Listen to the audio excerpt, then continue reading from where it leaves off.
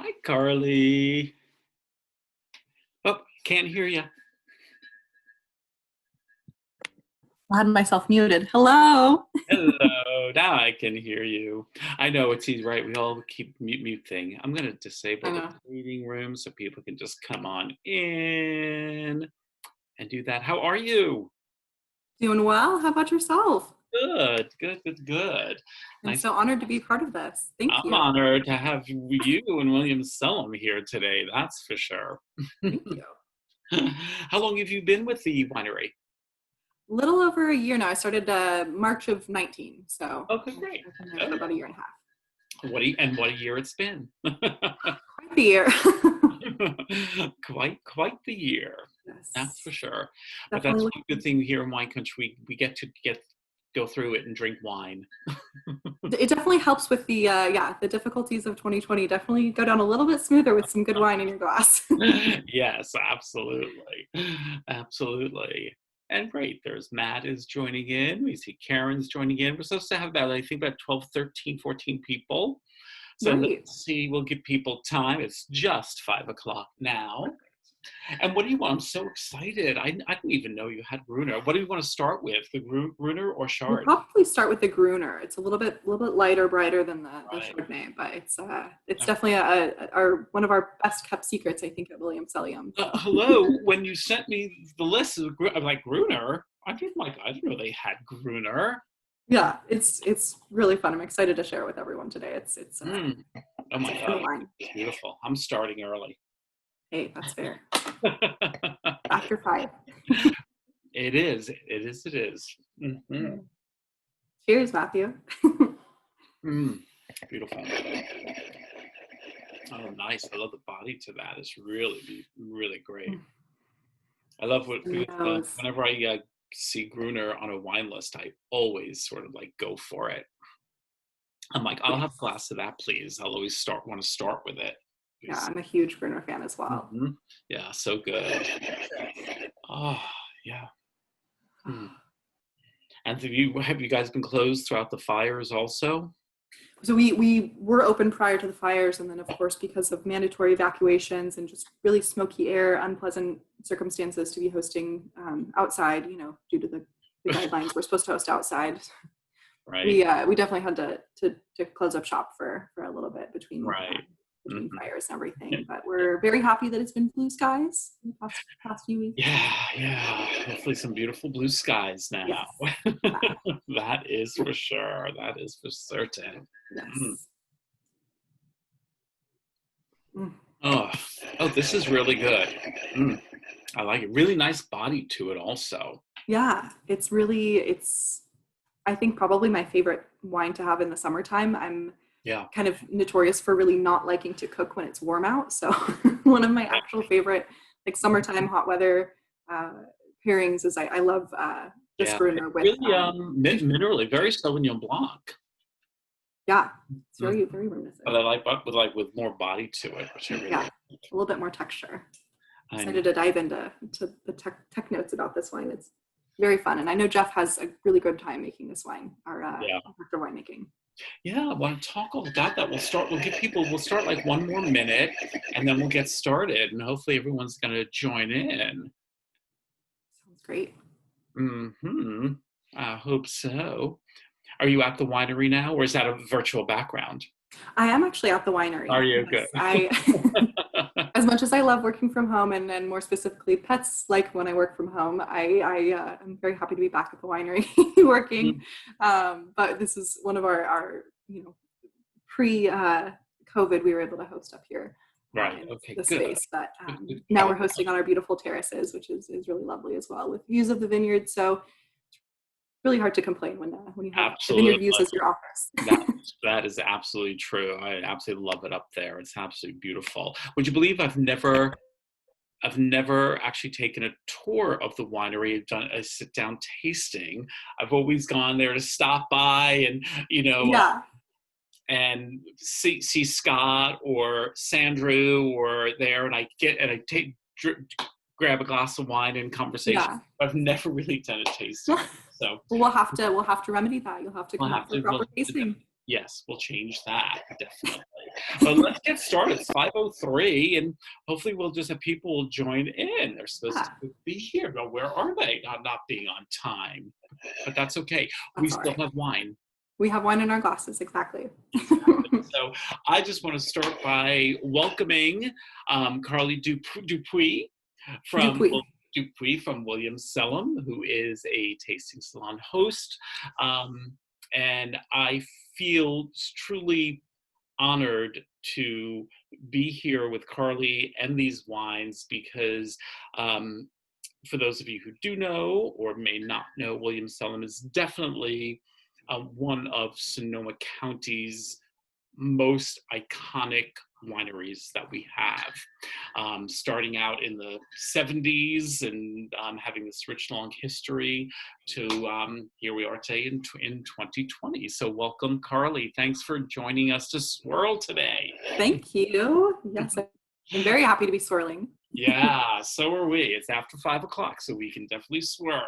There's no doubt about that. So before we get started, I just want to let we have 3 wines that we're going to be talking about along with the history of the winery and everything like that. So we have one wine that, as Carly and I were just talking about, I didn't even know that William Selyem made, and that is a Gruner Veltliner, the 2018. Then we're going to do some William Selyem Chardonnay, and then of course it wouldn't be William Selyem without Pinot Noir, which is one thing we know they're really known for. So Carly, if you can, before we get started, give us a little brief history of William Selyem, how it all got started. I'd be happy to. It's actually one of my favorite stories about a winery kind of starting up.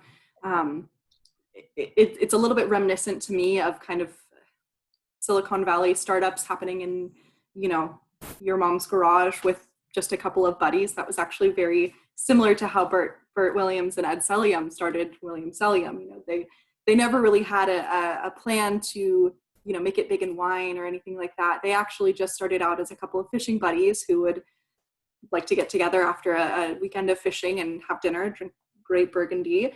But they soon realized that their palate, I think, far exceeded their pocketbooks, we'll put it that way. And so they decided, and Bert Williams had actually had a prior winemaking experience in, his basement, his garage, with some Zinfandel. That was more of his forte before starting William Selyem. But he'd always had a very soft spot in his heart for Burgundy. And so they decided, well, if we can't afford to drink Burgundy every night, why don't we just make it ourselves? How hard can it be? How hard can it be? Which they were soon to learn it would be a little bit harder than they were expecting. That's kind of the equivalent of, I don't want to, pay for airfare, so I'll buy an airline or something like that. It's a little bit more that goes into it. But they, they actually started out, their very first vintage, proper vintage of William Selyem was 1981. And that was actually still in the garage at that time. It was in a garage over in Fulton out of originally bathtubs, but they soon, I guess, graduated to what we, lovingly refer to as our dairy tanks. And this was, again, another kind of accidental, perchance happening. They didn't have investors. They didn't really have, a lot of money to put into the winery. They just really wanted to make great wine from their favorite growers. And so they kind of ramshackled stuff together and ended up driving down the road one day and seeing these big old stainless steel dairy tanks. The dairy industry changed right around that time, and they realized they had all these amazing stainless steel dairy tanks just sitting in people's fields that people were trying to sell for pennies on the dollar. I mean, really quality stainless steel, double wall jacketed. And they thought, well, we can cut those in half and use those as fermenters instead of spending all this money on stainless steel that actually wasn't even technically as good as the dairy industry stainless steel was at the time, funny enough. So it was actually a higher grade back then. So they ended up, by chance, ending up with what I like to call kind of the secret to William Selyem wines. And we, to this day, ferment all of our Pinot Noirs in these open top dairy tanks. We do foot treading and punch downs by hand. So it's very old school, very reminiscent of the garage back in the day with Bert and Ed and their fishing waders. little bit like I Love Lucy, but slightly more difficult. I love that they started out, like you said, with really not a lot of money, because typically, the saying is you need a lot of money to start a winery. So they really just started from like, I just want to make some wine and we're just going to figure out how to do this. Exactly. It really wasn't kind of the industry standard is, starting out with a hefty, some hefty overhead, but that was really not the Bert and Ed way. And they were really just purely interested in making great wine and even extended into the way that they drank it and shared it. They didn't really ever intend for this to be, out in the public. They would drink it themselves, sell it to family and friends, sell it to a few restaurants. They actually had an old pickup truck and they would tell people, hey, we're going to be at the corner of First and Main on this date. We'll be there with some wine if you want it. Come get it or not, So it was very much. Little did people know what they were going to be getting into. Little did they know, and drink like wines that became so synonymous with Sonoma County. That's amazing. And exactly. So then, when did the notoriety come to that? Because that took a little while until. Really they started getting known for, wasn't it the Pinot Noir really first? Yep, that's correct. It they were starting out the first few years just really keeping it fairly low key, and they didn't really ever get any, as you say, notoriety from it until, funny enough, a friend of theirs submitted a wine of theirs to the California State Fair back in 1987, excuse me, and that was kind of the game changer. That was really what put them on the map. They submitted the 1985 Rocchioli Pinot Noir, which was one of their longtime growers. We still work with them to this day. Phenomenal fruit coming off of those vineyards. Great growers. And they not only, between like 2,000 other wines that were submitted to the state fair, which that was kind of one of the bigger competitions back then. Not only did they win Best Pinot Noir, they actually won Best in Show. And so the news headline the next day was like, Garage Wine wins big award, because they were really, truly garagistes at that point. And so then people started realizing, wow, where can we get this amazing Pinot Noir? And they kept getting phone calls from people, where can we buy this?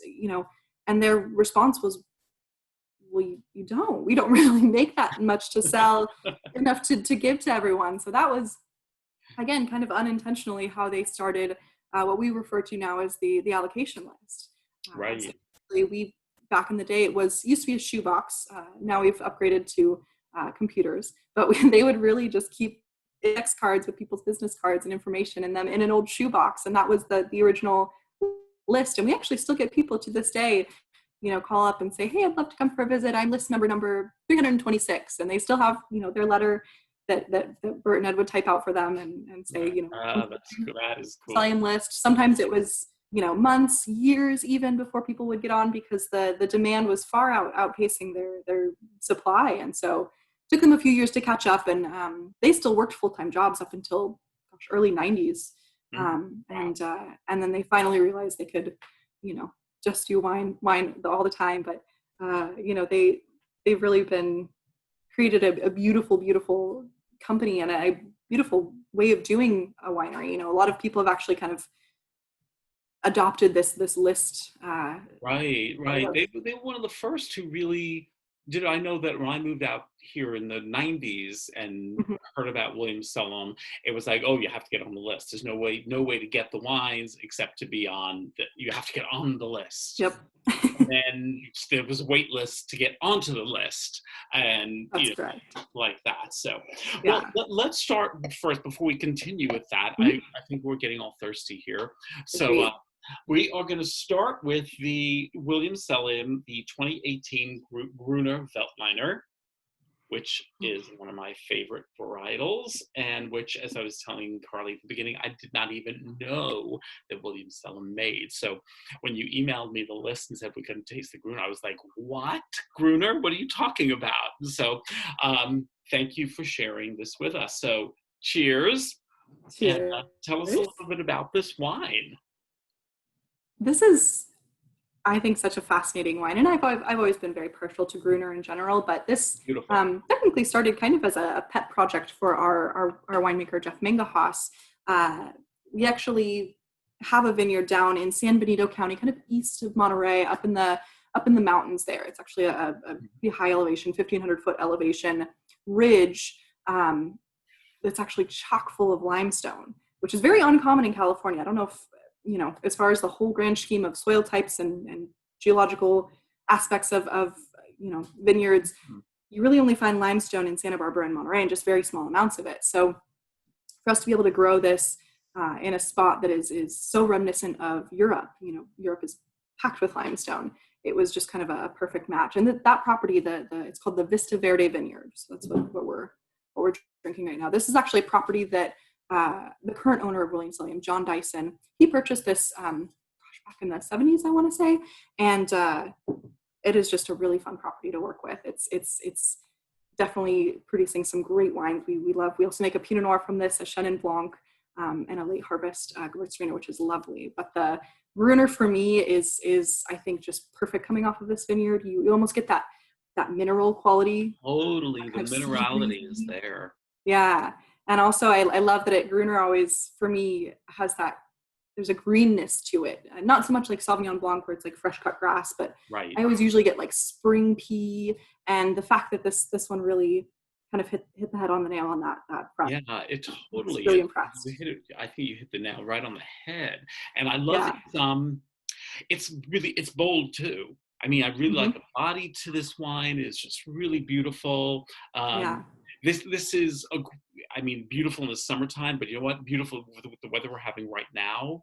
Like, Definitely. In mid-70s, skies are blue right now, so it all stays that way. It really is a beautiful wine and a great wine to start a meal at, or even with, I could see this even with cheeses at the beginning, friends over, the little cheese charcuterie platter, a little Gruner would be absolutely very good. Yeah, and I love the texture on this wine, and that's, I always kind of, like to talk about the aging of this wine, because we want it to be as traditional as we possibly could. I think, Gruner being the national grape of Austria, we wanted to really emulate the way that they make it. So we actually have these large demi-muettes. So they're large oblong shaped barrels. They're larger than your classic, barrique. And they're 100% neutral. So you're not getting any oak flavor, but what those do is they impart this really interesting texture, that kind of almost like lanolin texture you're getting, in addition to how high acid this wine is. It's just that really beautiful balance that I think is just makes this wine sparkle. Yeah, absolutely it is. I love it. Now that I know that you have it, I'm going to be getting some of this one. This is definitely, we need this in the house. There's no doubt about that. Very, very tasty. Yeah. And what's fun about... So talk about also for a minute, so I did not know this. Also, when I was looking online and looking at all the wines that you produce, I actually really thought it was very specific and really not as many wines. But you really, William Selyem makes a lot of wines, much more than I thought, from all different vineyards, so all different growers. So is it true it's not estate-grown fruit? So what the theory is, the vision is to go find the best fruit from different vineyards to bring that back and make the William Selyem style of wine, the Burgundian styles. Yeah, that's correct. We've always, our mission statement is, making the best wines from the best grapes, from the best growers. And that's really rung true ever since Bert and Ed first started the winery. They never owned vineyards. They didn't even own, the fermentation facility. They really just wanted to purchase from growers who, they already knew what they were doing, and they wanted to take their winemaking style and really showcase the terroir of each of these specific vineyard sites. So, what started with a few vineyard designates here and there has now gotten us up to, I believe 2019, we made 45 different wines. Right. Like I said, I was on the site looking at the wines, and I kept on scrolling and scrolling and scrolling. Yeah. I only thought they made like a few different Pinots and Chardonnays, and I was like, oh my God, there's like 45 wines here. There was definitely a little bit of a learning curve as far as like memorizing vineyard stats when I started. What's really interesting is challenging.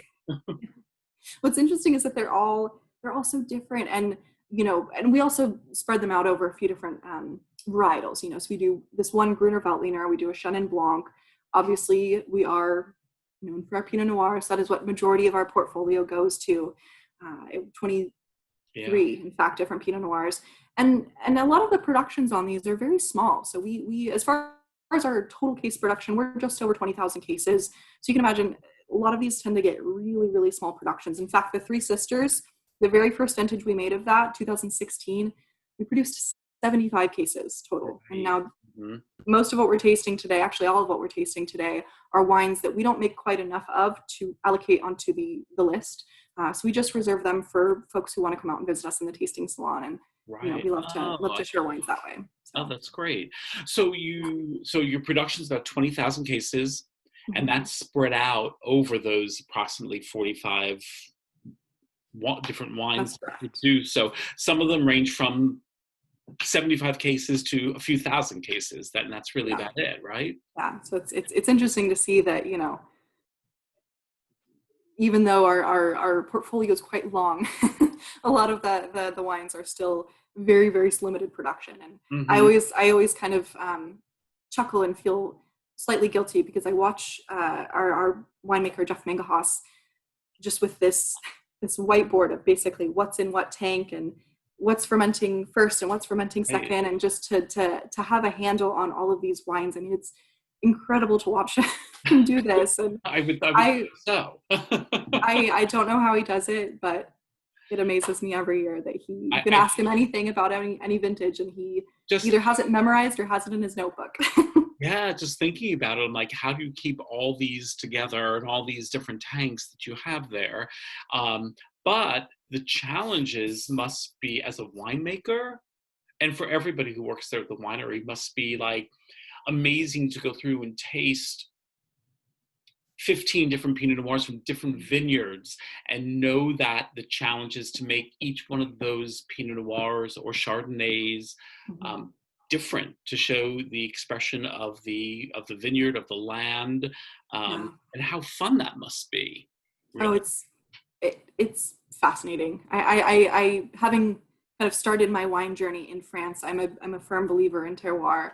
I'll just put that out there, but I definitely think that it's just such an interesting thing to be able to go through. And we've done multiple vineyard tastings. In fact, usually right around the beginning of harvest, we'll usually do 20 or 30 kind of wine tasting all at once, which that's definitely a day you don't want to miss. Working at Selyem. But it's just amazing to see. I mean, especially with the Pinot Noirs, we don't really, as far as once they get into the winery, we don't really make them that differently. They tend to get a fairly similar barrel treatment. We want to really just showcase what makes those grapes different because of the site, not necessarily what makes them different because of different barrels we're using. So we do actually use only one barrel for the Pinot Noirs as well. We use Francois Frère because apparently Bert and Ed, that's what some of their favorite Burgundies use. So they were like, well, if it's good enough for them, it's good enough for us. So we've used Francois Frère ever since. Absolutely. So let's do some should we move on to some Chardonnay? I think so. I'm ready. So we are starting with the Three Sisters Vineyard 2018 Chardonnay. And tell us about this one. I just love the nose on the Three Sisters. And what's interesting is I think the nose and the palate are very, very different. It reminds me a lot actually of European wines, because you always get a little bit of a dichotomy between the nose and the palate on wines like this. And this vineyard is breathtaking. It's actually owned by the Martinelli family. They've had this for a number of years, and they actually sell to quite a few different people. So I've had folks come in and purchase a bottle and say, oh, I'm going to go home and do a lineup with a number of other folks that make a Three Sisters Vineyard Chardonnay, because this site is just incredible fruit coming off of it. It's again a higher elevation property. It's above the fog line, and it is literally right on the coast. It's kind of in the same vicinity of the Hirsch Vineyard, Flowers Vineyard, all of those. And this does, obviously from the nose you can tell there's a little bit of oak on this. This gets like 30-something%. I should know this. 23% new French oak, and the rest is older barrels. And so you get that really beautiful kind of butterscotchy creamy sensation, You even on the nose. do. You get that creamy texture is there. Yeah. And, I am not, all honestly, I'm not a Chardonnay lover. Mhm. But what I'm loving about this is I really like the balance that's here between, you get some of that, that butter, that's there, but the oak really tones that butter down. Yeah. So I think And you the really acid find a really backbone, I nice think, is, balance. Yeah, with the yeah. acid that's in there. So really nice balance. So Yeah. I like it. And this vineyard's very, very difficult as well. In fact, I didn't know until this year that this is actually one of the last vineyards that we bring in between, and we're talking about Zinfandel's on the table as well, Cabernet's on the table as well, but the Three Sisters vineyard, because it's very, very difficult to ripen out on the coast. It's very hard to farm. So this does tend to be one of the last vineyards we bring in. So I always love talking to our winemaker about this wine, because you never really think about tannin in a white wine. It's not really something that you think about. You hear, bitter phenolics, but I just really, really love how you can get that whole palate sensation of the acid plus the, that bitter phenolic tannin quality to the Chardonnay, plus the creaminess. I think it's just it's a wine that kind of keeps you thinking. Yeah. Every sip's Like a little a wine different. that keeps you thinking. Yeah. And I like to keep thinking, that's for sure. Mm-hmm. So talk about a minute also that this year, challenging year in so many ways. How was harvest for you there? It was quite the whirlwind.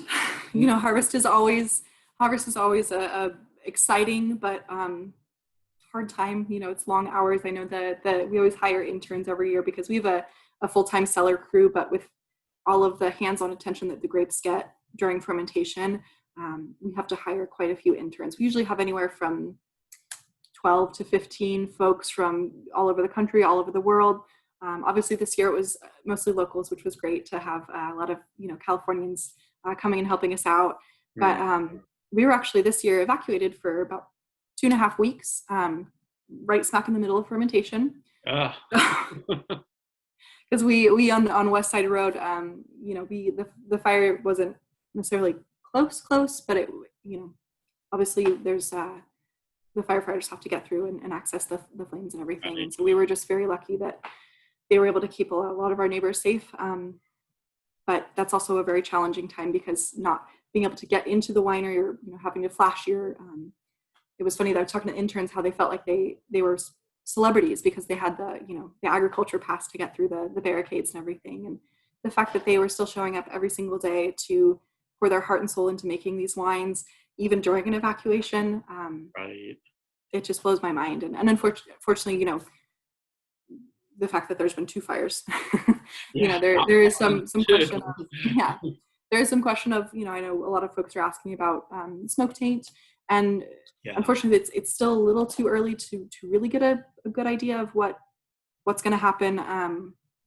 I know that we as a brand, and we've always felt this way, even back in the 2008 kind of Mendocino fires, we don't really feel comfortable releasing a wine if it's not quality. We would much rather not use that wine than put it in a bottle with William Selyem name on it if someone's going to get that and it's not quite up to par to what their expectation of William Selyem is. So we're thankfully, I'm very lucky to work for a brand that feels that way, because I know that even 2020 wines from William Selyem are going to be absolutely fabulous. And I think that's kind of the consensus among most quality producers in Sonoma Napa is, it's not worth taking the risk. It's we're very lucky that we have a very dedicated team, and as far as smoke goes, it's still a little bit too early, but we are.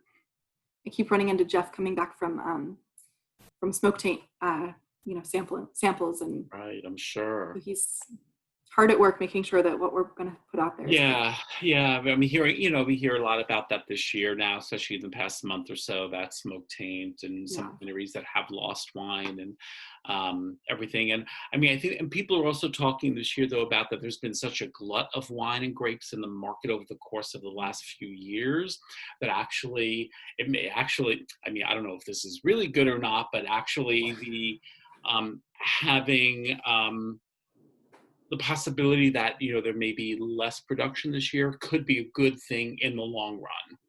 So yes, yeah, I've heard that too. So I'm hopeful that as far as at least from hearing people emailing us and calling us saying, this year's been difficult, send us more wine.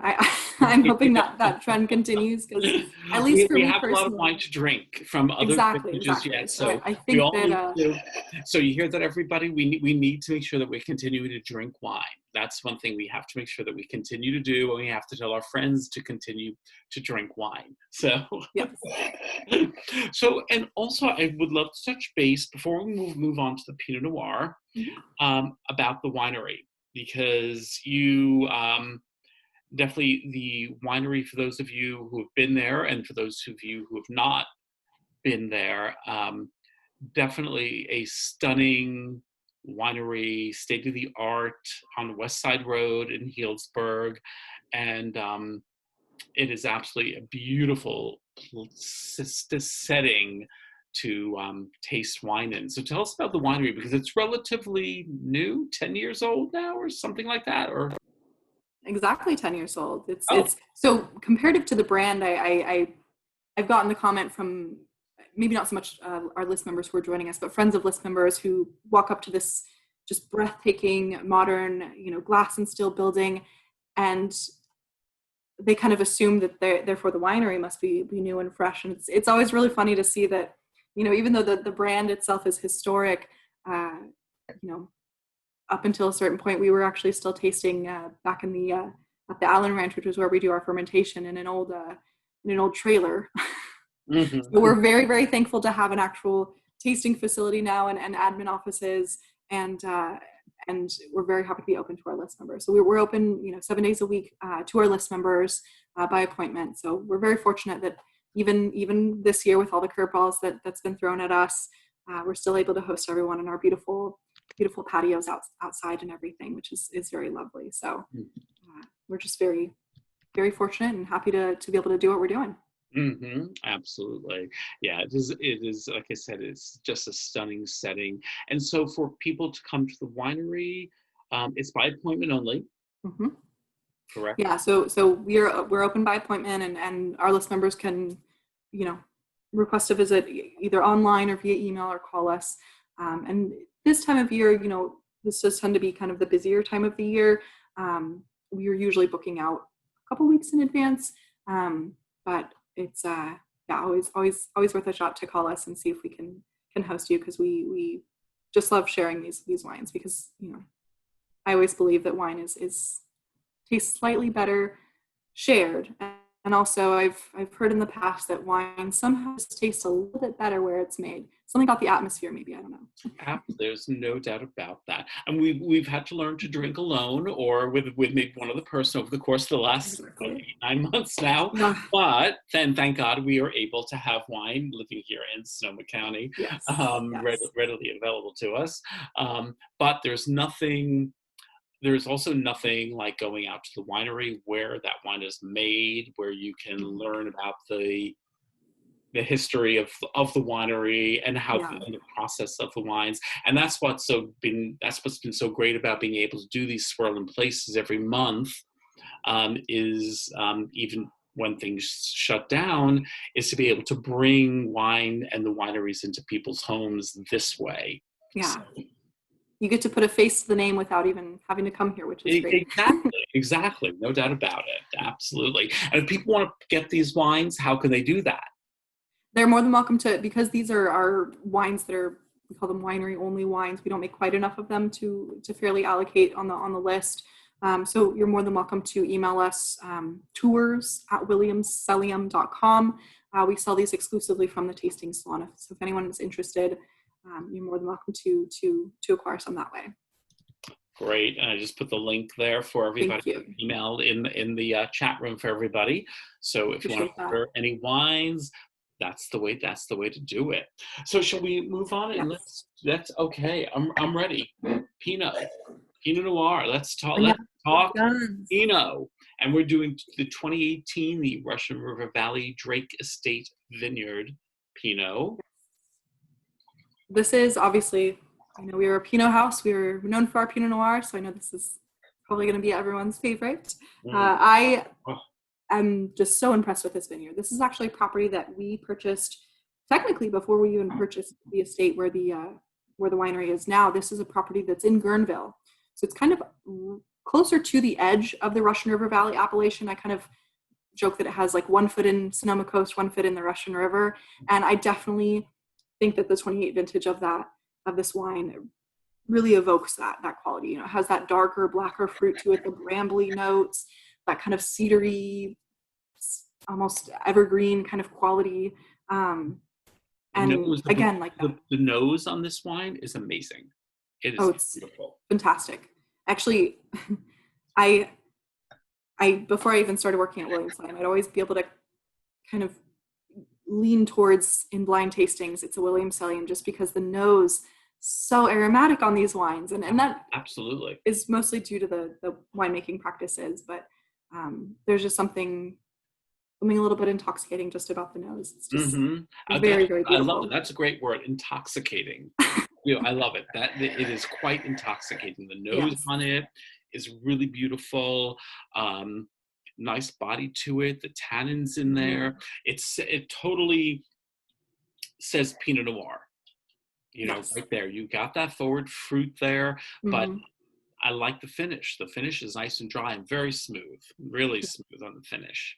Yeah, really, really just, and it lingers too. I mean, I might be biased. I might be a little partial to these wines if you haven't noticed, but but I just, you know, wines like the Drake Estate for me, I just taste them and I kind of think to myself, this is what I picture when I think about, you know, classic Russian River Pinot Noir. You know, I just think that it embodies what I'm expecting when I open a bottle of wine. And you were saying earlier, so you produce how many different Pinot Noirs, how many different vineyards of Pinot? 23 different Pinot Noirs. So there's a few of those that are actually appellation series. Those are usually released in the spring allocation. We don't do quite as much of an oak presence on those. They're usually slightly lighter and bodied. I kind of have the running joke that I feel a little bit less guilty on Tuesday opening up one of those than I do, for example, something like the Drake Estate or the Rocchioli or the Allen Vineyard. Our vineyard designates, which we make 18 of, soon to be a couple more. We in the 2019 vintage, we made a couple little fun wines that are coming back or new additions, which I'm excited to have come out. But these vineyard designates are just, I think, really the heart and soul of William Selyem. Again, like I mentioned earlier, echoing that kind of, we want to showcase what's happening with the terroir of these wines. So exactly, I think that's really an important aspect of the wines, and that's what's made it so successful. Is that you are showcasing this varietal. It's definitely what you're known, William Selyem is known for, and that you're showcasing then the different vineyards within Sonoma County. They're all all from Sonoma County? Actually, we do a few Pinot Noirs. Sonoma County, we also do a little bit of Anderson Valley, and then, like I mentioned earlier, we have that property down in San Benito County. So we do a Central Coast Pinot Noir as well, which is nice. It's really wonderful, really, really wonderful. I love it. And so now that you guys are all back open, how are you dealing with COVID and all the protocols in place, to make all that happen? Yeah, great question. We're very, very lucky in that we were kind of set up for success.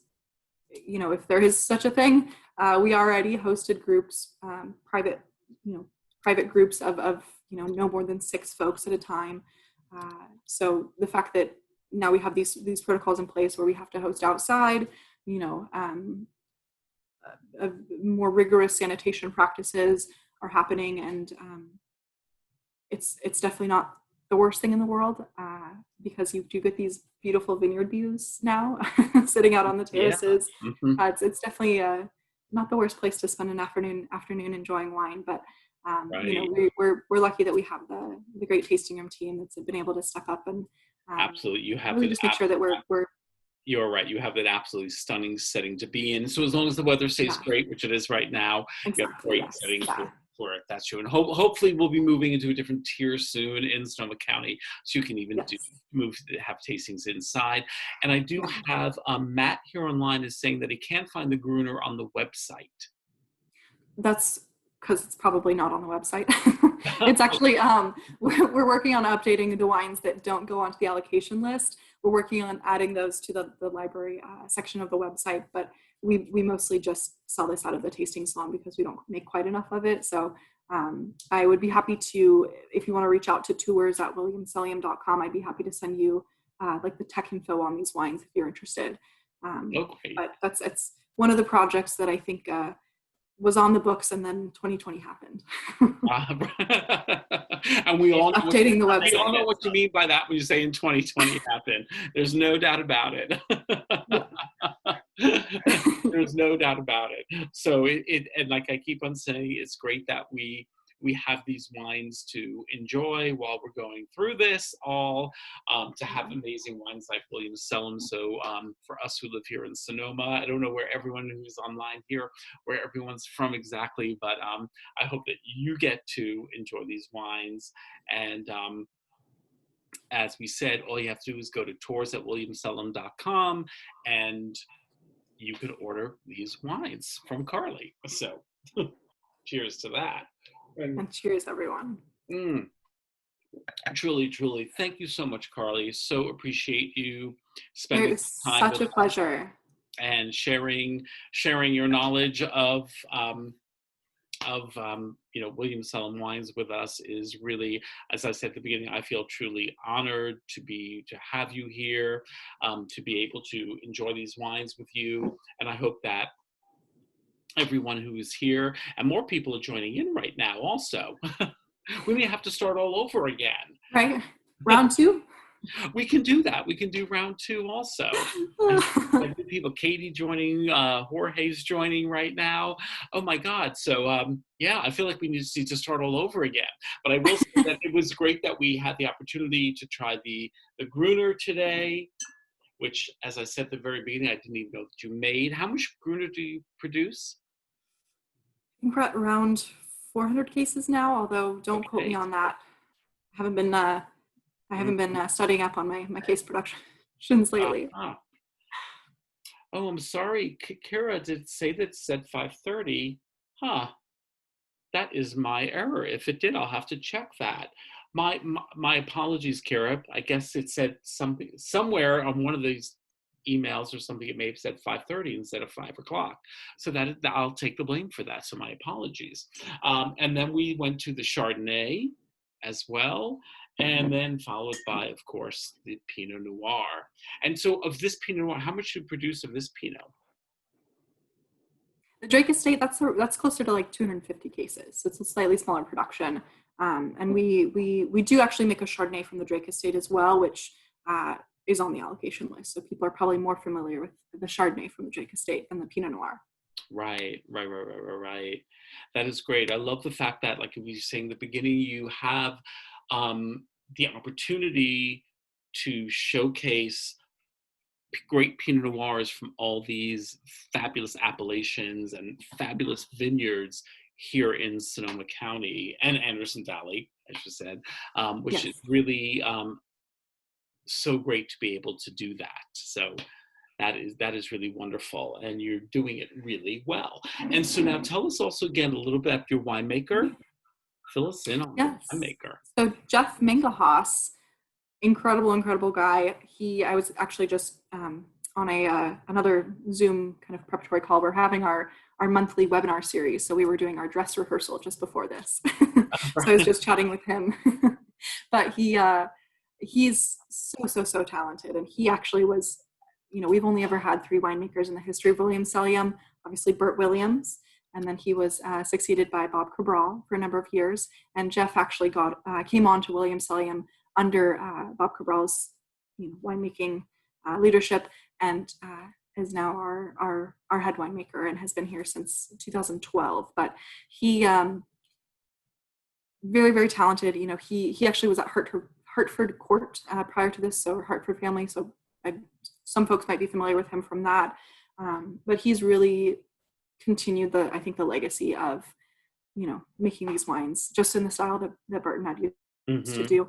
And I also love, I don't know if anyone ever has a chance to watch any of our webinars or anything, but he's a fascinating winemaker to listen to, because I was actually just telling him this.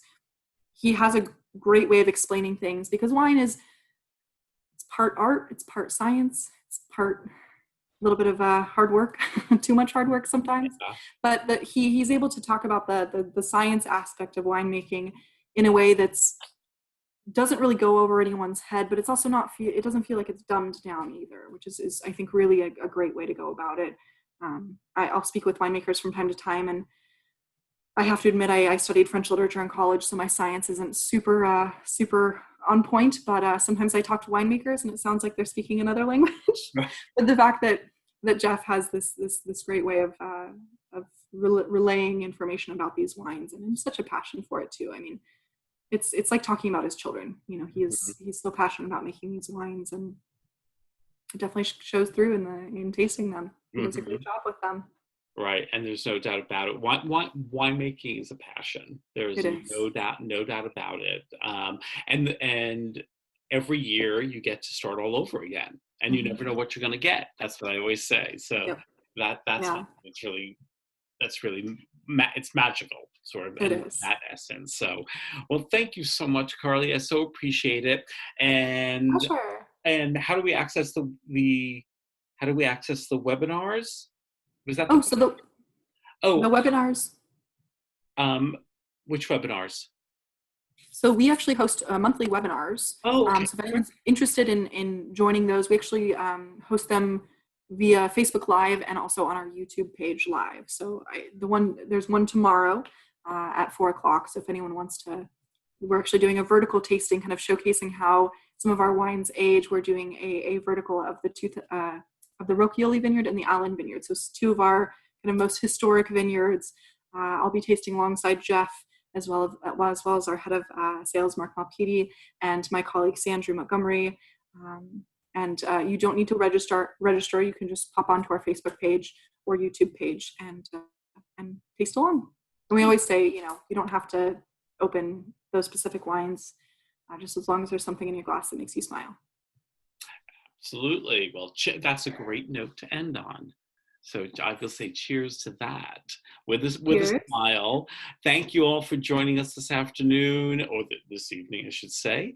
And cheers. Thank you for swirling with us, and wish everybody, above all these days, health and wine. Health and wine, they go hand in hand. So cheers, Carly. Thank you. Thank you, everyone. It was my pleasure. Time to swirl. Cheers. Have a wonderful evening. We'll see you soon. I'll be up at the winery very soon. Yes, please visit. Definitely, Carly. We need to meet in person. Thank you. Bye-bye. Bye, everybody. Thank you. Thank you, Gary. Thank you, Mary Elise, Susan, Katie, Kara, Matt. Thank you.